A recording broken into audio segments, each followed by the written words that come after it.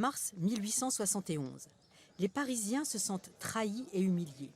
Le nouveau gouvernement français, à majorité monarchiste, a accepté la défaite de la France et a même autorisé les vainqueurs à défiler sur les Champs-Élysées.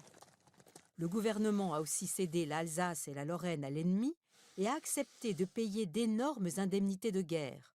Et les mesures économiques qu'il prend enfoncent un peu plus le peuple dans la pauvreté. L'étincelle intervient au matin du 18 mars 1871. Le chef du gouvernement, Adolphe Thiers, envoie l'armée récupérer les canons de Paris stockés sur la butte Montmartre. Femmes, enfants, vieillards affluent pour faire barrage. Un général ordonne de tirer sur la foule, mais les soldats refusent. Alors, des barricades sont levées partout dans la ville et le général est exécuté l'après-midi même. Le 26 mars, l'extrême gauche obtient la majorité.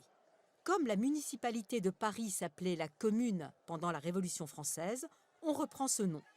La Commune de Paris est proclamée devant une foule enthousiaste, place de l'Hôtel de Ville. Le drapeau rouge, symbole d'insurrection, flotte partout. Les partisans de la Commune, les fédérés ou communards, réquisitionnent les ateliers de production. C'est aux ouvriers de les gérer eux-mêmes. On instaure la gratuité des loyers pendant quelques mois, on envisage une justice gratuite, les salaires des instituteurs doublent, les écoles deviennent obligatoires, gratuites et laïques.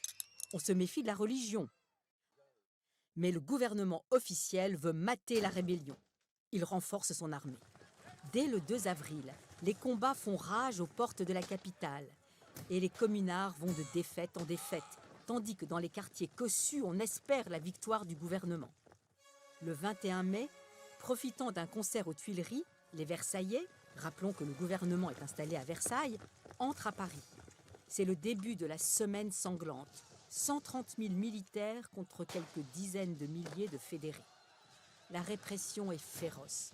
Quiconque a des traces de poudre sur les mains ou ressemble à un communard est fusillé. L'ultime bataille au cimetière du Père-Lachaise, où les derniers fédérés se sont retranchés, finit à coups de baïonnette.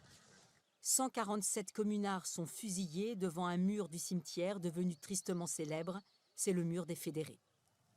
Le 28 mai 1871, la dernière barricade tombe, la commune est finie. Entre 10 000 et 20 000 Parisiens sont morts au combat. 43 000 hommes, femmes et enfants subissent maintenant des représailles. Ils sont emprisonnés ou déportés vers la colonie française la plus éloignée, la Nouvelle-Calédonie. Pour les autres, ceux qui ont échappé aux arrestations, c'est l'exil.